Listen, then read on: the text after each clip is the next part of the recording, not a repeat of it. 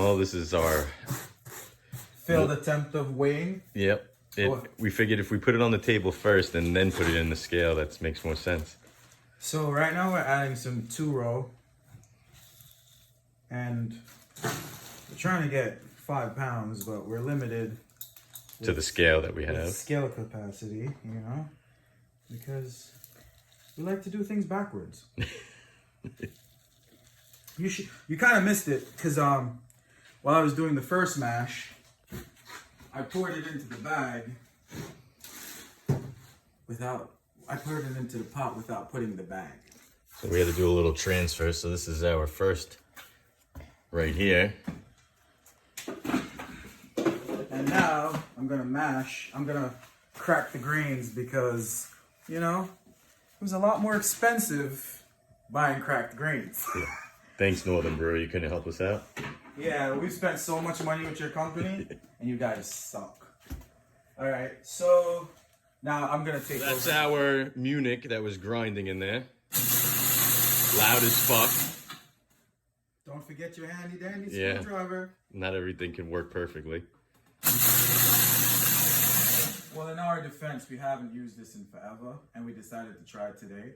Epic fail, but still works. Living and learning. So now we got our 2-row in the blender. In the Robo Coupe, that's technical culinary terms right here. This is one of the best processors you can actually get.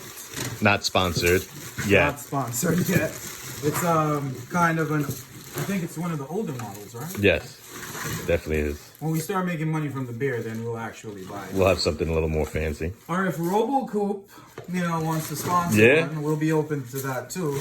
We do take donations. Definitely. So now I'm loading up the other 2 pounds. Our recipe originally calls for 5 pounds. So we're doing 2 and 2. While I grind this one, I'll get that one ready. There's my handy dandy cover. You remember that Brew's coolest thing? Handy dandy notebook.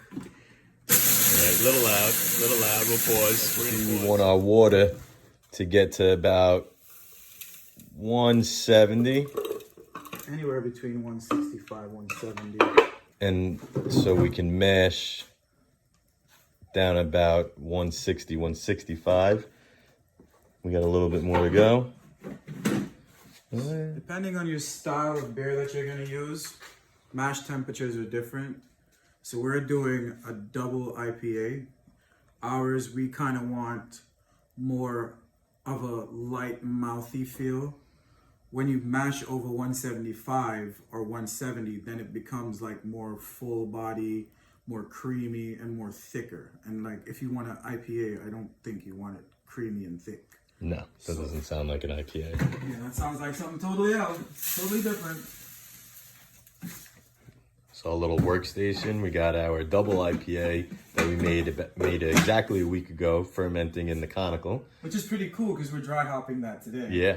And we'll do a little taste test. More to come. This is what we were mashing before. We just purged the malt that we just had in there. And we're going to boil this with some of the hops. But first we're going to make our flavoring, which is toasted marshmallow. We got our 2 bags of marshmallows. We're going to use 1 pound of sugar in the raw and about 12 to 14 ounces of coconut sugar. We got one vanilla bean. Madagascar vanilla. No, remember we went to Indonesia. Yes. Indonesia. So we're gonna throw that in the pot with the water, and we're gonna throw. Don't mind me. Half of that. We guesstimate. I'm guesstimating half because that would be about 1 pound. Yes, sir. Guesstimating is an official term. Here's our coconut palm sugar. We use about half of that. Yep. Oh my God. All right. There we go. And then we're going to put our marshmallows in. We'll be back. And we're just going to be mixing it so we don't burn anything on the bottom. Once the marshmallows are completely melted, we'll then add our wort into this. and do our boil. And put in some of the hops, and we'll go over what hops we're using in a little bit. This toasted marshmallow is going to be split into an IPA, and we're gonna lager the other half. See how it goes. Smells delicious. Listen, you can't say it's not handcrafted beer. Yeah. Oh, it's handcrafted, all right. Definitely handcrafted. All right, to be continued. We're using Grandma's molasses, robust flavor. That is a key ingredient in this toasted marshmallow to give it that little bit of a bitter toastiness. Don't forget the cinnamon sticks. And don't forget the cinnamon sticks, which I did. Shit, sticks are in. Bam. So for this IPA, we call it the Elixir. We got a little bit of ginger, some lemongrass, and some lemon peels, and we got a little bit of honey that we're gonna put in our IPA, our double IPA base. This is gonna be delicious. It's called the Elixir because it makes you feel all good. Smells very international. Yo, I swear that was so racist. We got some Wegmans honey. Thank you, Wegmans. Not a sponsor Not a sponsor. yet. Hopefully. I'm gonna put the whole thing in. No? Half? Yeah, the whole thing. Why not? We want that honey. Fucking winging it. Wing it. Oh my God. Did you hear that sound? That's gonna be delicious. We're gonna rinse that bad boy out too. Oh my God. I don't think honey. goodness. I don't think honey's supposed to do that. Definitely not all natural. Yeah. They lied to us. They lied. They definitely lied. Now, this you can do because it won't contaminate the batch. Since we're boiling. We're gonna be doing a rolling boil for 60 minutes. So whatever impurities are left back will be gone. So don't ever listen to anybody saying that you can contaminate your batch by doing this. Not true. We've seen, yeah, you're gonna want to rinse that more. I've seen people that actually drink their batch with the same spoon and cups, and it comes out pretty fine.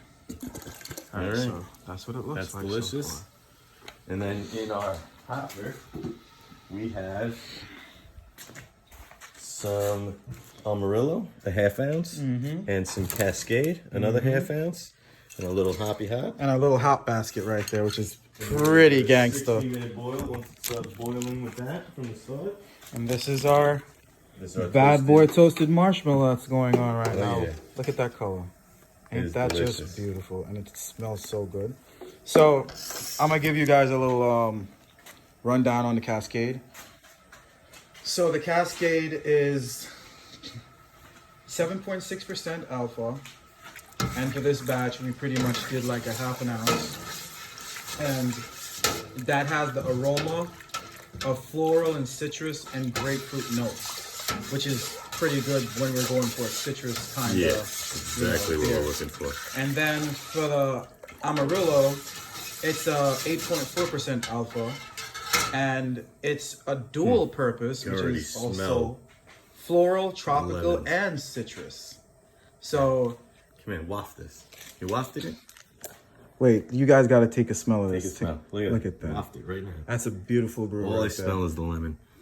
Oh, and the ginger. It's delicious. Oh my God. Let's pull it.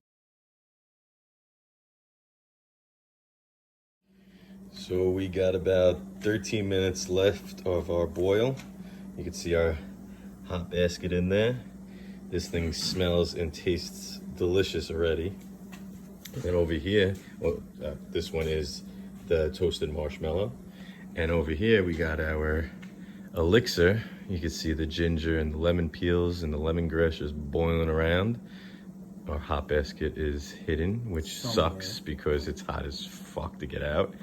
But when we got about another 15, 16 minutes on that, but everything's so far so good. I wish you guys could be in here to taste these. Oh, it's amazing. I think we hit the mark on these. These are literally amazing. I've just been standing over this one smelling it. The cinnamon notes coming off of it is amazing. You smell that? I smell that. All right, so here we got our copper circulator chiller going in here, and we're running the cold water simultaneously into here. So we have our two beers cooling down. Just hooked up to a regular hose. And then the next time you see us, it'll be around the 7-day mark when we're